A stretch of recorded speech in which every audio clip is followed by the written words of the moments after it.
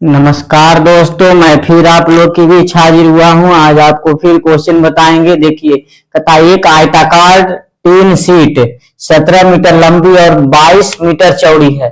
मान लिया जाए ये आयताकार क्या है, सीट है। एक आयताकार क्या सीट है, एक आयताकार 3 सीट है। एक आयताकार 3 सीट है, 17 मीटर लंबा, लंबाई कितना दिले है 17 मीटर लंबा, और 22 मीटर चौड़ा, चौड़ाई कितना दिले है 22 मीटर चौड़ा है। इसे इसकी चौड़ाई के साथ बेलन बनाया, यानी चौड़ाई है इसी के साथ इसको क्या बना दिया है, बेलन, यानी बेलन बना दिया है, यानी इस तरफ का बेलन बना दिया है। कहने का मतलब बेलन कैसे बनता है, इसके चौड़ाई के अनुदिश अगर बेलन बनाएंगे तो ऐसी बनेगा। बेलन बनाएंगे तो कहता है चौड़ाई के अनुदिश इसको चौड़ाई के साथ एक बेलन बनाने के लिए घुमाया जाता है, जिसके विपरीत किनारे एक दूसरे को स्पर्श करते हैं। जिसका विपरीत किनारा जो है एक दूसरे को क्या करता है, स्पर्श करता है। तो कहता है बेलन का आयतन बताइए। हम जानते हैं कि बेलन का आयतन क्या होता है, पाई आर स्क्वायर एच होता है। पाई आर स्क्वायर एच होता है कि नहीं होता है। और इसके अनुदिश अगर घुराएंगे तो ये इसके अगर अनुदिश अगर घुरा रहे हैं, इसका मतलब ये बनेगा, ठीक है। और ये जो है इसका 22 सेंटीमीटर 22 मीटर दिया हुआ, यानी इसकी परिधि जो है यानी 2 पाई आर बराबर क्या दिया हुआ है, 22 मीटर दिया हुआ है, ठीक है। इसके ये बेलन है, इसकी चौड़ाई के दिश अगर इसको घुराएंगे तो इस तरह का बेलन बनेगा। यानी बेलन का मतलब है कि ये इसका एक जो पोर्शन का है वही परिधि का मान दिया हुआ है, कितना 22 मीटर दिया हुआ है। तो आर का मान यहां से क्या हो जाएगा 22 बटा 2 पाई हो जाएगा। काट देंगे, 2 से काट देंगे तो 11 गुना 22 यानी क्या हो जाएगा 11 बटा क्या हो जाएगा पाई हो जाएगा। बेलन का आयतन यही होता है, पाई आर स्क्वायर एच। तो पाई को रहने दीजिए, पाई को क्या रहने देते हैं, पाई आर स्क्वायर यानी इस आर है तो आर स्क्वायर कितना हो 11 का 11 के से अब पाई 2 को पाई हो जाएगा क्योंकि आर स्क्वायर। और एच कौन सा काम करेगा जो बताइए। एच जो है ये जो इसके अनुदिश अगर मोड़ रहे हैं तो ये जो लंबाई जो है इसकी ऊंचाई का काम करेगा, यानी इसकी ऊंचाई क्या हो जाएगा यानी 17 मीटर हो जाएगा, ठीक है। ये अगर इसको अनुदिश अगर करेंगे तो इसकी ऊंचाई जो है 17 मीटर हो जाएगा। तो 17 से क्या करिए गुना करिए, पाई से पाई क्या हो गया खत्म, यानी कहने का मतलब 121 गुने 17 बटा क्या हो जाएगा पाई हो जाएगा। अब देखिए लास्ट में क्या है 7 में अगर 1 से गुना करेंगे तो 7 आएगा। इसमें लास्ट में 7 नहीं है, इसमें नहीं है, इसमें नहीं है, इसमें है, यानी नीचे पाई तो पाई रहवे करेगा, यानी ऑप्शन नंबर ए क्या हो जाएगा सही हो जाएगा। अब क्या कहता है एक नाव को इतना किलोमीटर धारा के प्रतिकूल जाने में 27 मिनट लगते हैं और शांत जल में नाव की गति और धारा की गति का अनुपात इतना है। नाव की गति को x मानते हैं, नाव की गति को x यानी x, और धारा की गति को y मानते हैं, धारा की गति को y मानते हैं। नाव की गति x, धारा की गति को y मानते हैं, ठीक है। इसका अनुपात क्या दिया 8:7 दिया हुआ है। कहता है नाव को इतना किलोमीटर धारा के प्रतिकूल यानी 77.7 किलोमीटर धारा के प्रतिकूल जाना। धारा के प्रतिकूल को मानते हैं क्या x माइनस वाई, धारा के प्रतिकूल को x माइनस वाई। और कहता है इतना किलोमीटर धारा के अनुकूल, धारा के अनुकूल कहने का मतलब 52.5 धारा के अनुकूल मतलब x प्लस वाई। जाने में कुल कितना समय लगेगा, यानी जाने और आने में दोनों में कितना समय, तो समय बराबर दूरी बटा चाल, समय बराबर दूरी बटा चाल, दोनों आने और जाने में कितना, एक धारा के विपरीत जा रहा है और एक धारा के साथ आ रहा है। तो धारा के विपरीत इतना है क्योंकि धारा के अनुकूल इतना है, धारा के साथ इतना। देखिए धारा के प्रतिकूल मतलब x माइनस वाई, इसका दिया हुआ है कितना इतना किलोमीटर दिया हुआ है। धारा के साथ, धारा के देखिए धारा के अनुकूल मतलब साथ कितना दिया हुआ है किलोमीटर, इतना किलोमीटर। अब इसी का मान निकालना है। अगर ये मान x माइनस वाई और x प्लस वाई का मान निकल जाएगा तो आ जाएगा। अब देखिए कहता है धारा के प्रतिकूल को क्या मानते हैं x माइनस वाई मानते हैं। धारा के प्रतिकूल उसको धारा के प्रतिकूल कहता है इतना किलोमीटर धारा के प्रतिकूल जाने में 27 मिनट लगता है। तो 27 मिनट यानी धारा के अगर प्रतिकूल चाल निकालेंगे तो धारा के प्रतिकूल अगर चाल निकालेंगे, चाल बराबर क्या होता है दूरी बटा समय, 40.6 बटा समय, समय कितना हो गया 27 मिनट, यही ना हो गया। धारा के प्रतिकूल को x माइनस वाई माने, धारा के प्रतिकूल चाल चाल बराबर होता है दूरी बटा समय, तो दूरी बटा समय हो गया। अब इसको मिनट में है, इसको घंटा में बदल लेंगे तो 60 से क्या करेंगे, गुना कर देंगे। अब इसको काट दीजिए, कितना हो जाए 10 छक्का 60, यानी कहने का मतलब इकट्ठा है, 3 से काटिए, 3 दूना 6, 3 से 3 नमा 27, अब नहीं कटेगा तो गुना कर दीजिए, 6 दूना 12 का 2 बाकी 1, 40 दूना 80, 81 बटा 9।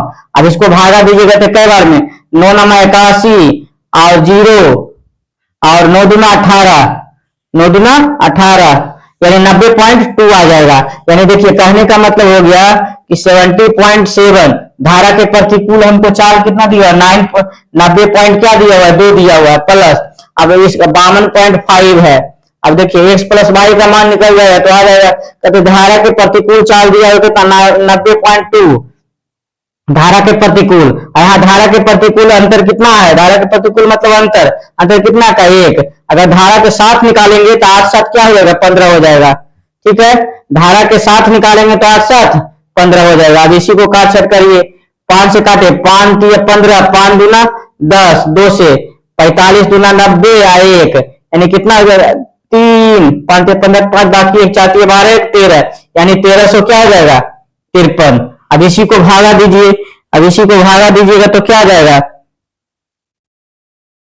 इसी को भागा देंगे तो क्या आ जाएगा, आ जाएगा ना, इसी को भागा दीजिए तो आ जाएगा। देखिए दशमलव हटाएंगे 1 0, ये तो दशमलव से दशमलव खत्म हो जाएगा, दशमलव से दशमलव क्या, अगर देखिए इसमें 90 में अगर देखिए 902 में अगर इतना से भागा देंगे तो लगभग पॉइंट बार में लगेगा, लगभग कितना बार में लगेगा, पॉइंट बार में लगेगा। तब मैं देखिए इसको भागे दीजिए, 90 200 में 7 7 7 से भागे दशमलव कई बार में लगेगा, 9 8 72, लगभग 8 बार में, 9 9 81 में, यानी लगभग 8 बार में लगेगा। अब प्लस अगर इसको भागा दीजिएगा तो देखिए ये तो अपने इतना बड़ा नीचे वाला संख्या, और नीचे में इसमें संख्या है तो इसमें भी तो दशमलव में ही आएगा, क्या आ जाएगा दशमलव में ही आ जाएगा, तो इतना तो जाएगा नहीं, इतना तो जाएगा नहीं। अब देखिए एक कहने का मतलब 1.1 और इतना में अंतर है, तो इसको अगर करिएगा तो कितना है 135 30, अब भागा दीजिएगा 5 to 5 में तो नहीं लगेगा दशमलव 0, दशमलव 0 कई बार में लगेगा 13 13 39, देखिए फिर भी नहीं लग रहा है क्योंकि फिर भी छोड़ता है, फिर एक दशमलव जाएगा, फिर एक यहाँ तो कितना आ जाएगा 13 चौके 52, लगभग कई बार में 4 बार में लगेगा, यानी कितना 0.04, यानी कहने का मतलब हो गया कि 1 से भी कम है। देखिए इसको जोड़िएगा तो क्या हो जाएगा, 1 से भी क्या हो जाएगा कम हो जाएगा, यानी 1 से कम देखिए कौन है, ये नहीं है, यानी 1 से कम कौन है, ऑप्शन नंबर ए सही है। अगर मेरा वीडियो अच्छा लगा हो तो लाइक और सब्सक्राइब करें और शेयर भी करें। नमस्कार दोस्तों, मैं फिर आप लोग के बीच हाजिर हुआ हूं। आज आपको फिर देखिएगा क्वेश्चन, ये सब क्वेश्चन आप लोग बार बार फंसिएगा ही फंसिएगा। कहता है किसी संख्या के 11% का 2% उस संख्या का कितना परसेंट है। मान लिया जाए संख्या क्या है x, कहता है किसी संख्या का 11%, तो 11% का मतलब हो गया 11%, किसी संख्या का 11%, 11% का 2%, इसको ऐसे करते हैं, किसी संख्या का 11%, 11% का मतलब हो गया क्या 11/100, किसी संख्या का 11%, मानिए संख्या x का 11%, 11/100 का 2%, तो फिर का दो का मतलब गुना, फिर 2%, परसेंट को ऐसे रहने दीजिए सुविधा के लिए, क्योंकि उस परसेंटेज में पूछ रहा है उस संख्या का कितना परसेंट है, परसेंटेज में पूछ रहा है। अब इसको गुना कर देते 11 गुना 22, यानी x गुना कितना हो जाएगा 22 बटा कितना 100%, 100 गुना x गुना इतना परसेंट। अब क्या लिख सकते हैं, इसको ऐसे रहने दीजिए, और देखिए 2 अंक के बाद क्या हो जाएगा इसमें दशमलव हुआ 0.22 हो जाएगा, इसको लिख सकते हैं ना 22 बटा 100 को 0.22% लिख सकते हैं। यही है उस संख्या x है, x रहता है परसेंट हो गया 0.22%। देखिए 0.22 किस में है, ऑप्शन नंबर डी में सही है, हमारा यही ऑप्शन क्या हो जाएगा सही हो जाएगा। कहता है कोई धनराशि वार्षिक रूप से संयोजित चक्रवृद्धि ब्याज की एक निश्चित दर पर 12 वर्षों में स्वयं की दोगुनी हो जाती है, तो कितने और वर्षों में, यही मेन है जड़, कितने और वर्षों में यह स्वयं की 8 गुनी हो जाएगी। कहता है निश्चित 12 वर्षों में स्वयं की दोगुनी, 12 वर्ष में कई गुना हो गया, 12 साल में 2 गुना हो गया, 12 साल में 2 गुना हो गया। तो कहता है कितने और वर्षों में यह स्वयं की 8 गुनी हो जाएगी, यानी कई गुना कह रहा है, 8 गुना होना चाहिए। 8 गुना होने के लिए इसको कितना वर्ष चाहिए, तो बताइए। ये देखिए, तो इसको 8 को क्या लिख सकते हैं, 8 को क्या लिख सकते हैं, 2 के पावर क्यू लिख सकते हैं। 8 को क्या लिख सकते हैं, 2 के पावर क्यू। तब देखिए 8 आ जाएगा ना। अगर इधर पावर में रहेगा तो इधर साल में जाकर के वो गुना हो जाएगा, यानी इधर अगर 3 अगर पावर में आ गया तो इधर 3 किसमें आएगा, गुना में हो जाएगा, यानी 12 गुना क्या हो जाएगा 3, यानी क्या हो जाएगा 12 तो 36 साल। अगर ये नहीं रहता और नहीं रहता तब कहता कितने वर्षों में स्वयं की 8 गुनी हो जाएगी, 36 वर्ष होता है हमको आंसर। लेकिन कहता है कितने और वर्षों में हो जाएगा, तो देखिए 12 से हो गया 36, यानी कितना और वर्ष लगा, यानी 6 में से 2 गया 4 और 3 में से 1 गया 2, यानी 24 वर्ष और लगा। अगर आप देखिए ये मान लीजिएगा 36 मारिएगा, देखिए 36 भी ऑप्शन है, ये आपका क्या हो जाएगा, गलत हो जाएगा, क्योंकि अगर यहाँ और नहीं रहता तो सेंटेंस चेंज ही हो जाता। कितने वर्षों में स्वयं की 8 गुनी हो जाएगी, तो कितना वर्ष लगता, सिर्फ 36 वर्ष आता। लेकिन और लग गया तो देखिए कितना, यानी 36 आ गया, यानी और कितना है, यानी 12 साल था लेकिन 36 हमको होना था, तो कितना और वर्ष लगा 24, यानी 36 में 12 को क्या करिए घटा दीजिए, यानी 24 साल और लगेगा।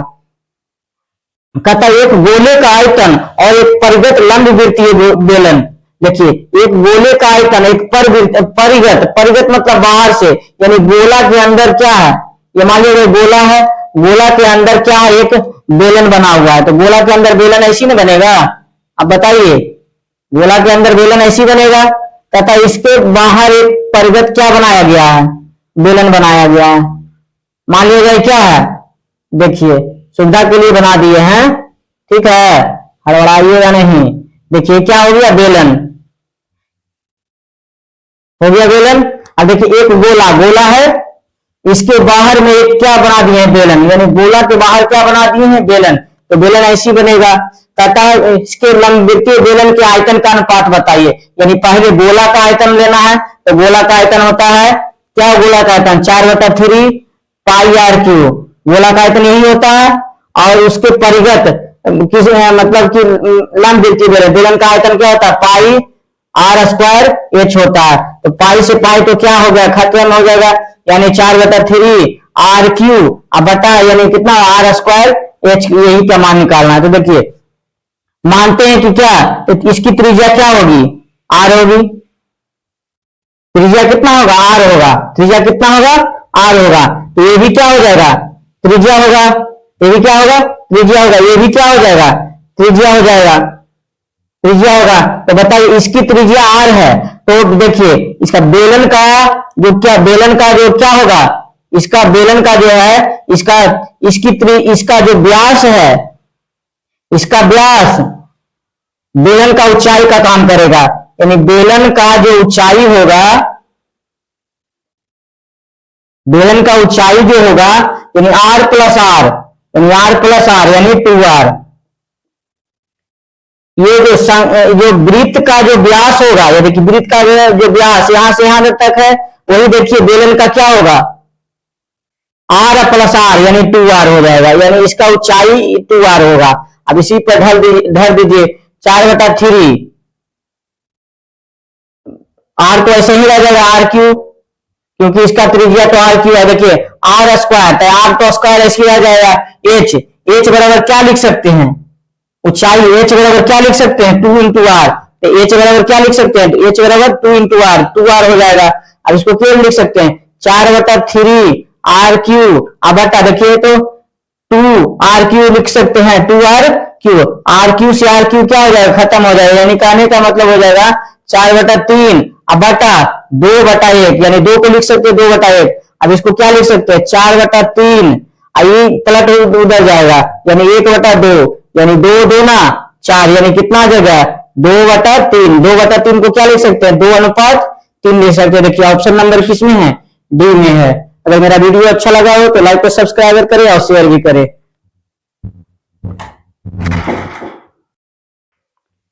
नमस्कार दोस्तों, मैं फिर आप लोग के बीच हाजिर हुआ हूं। आज आपको फिर एनटीपीसी का क्वेश्चन बताएंगे, ध्यान से देखिएगा क्या करते हैं, ठीक है।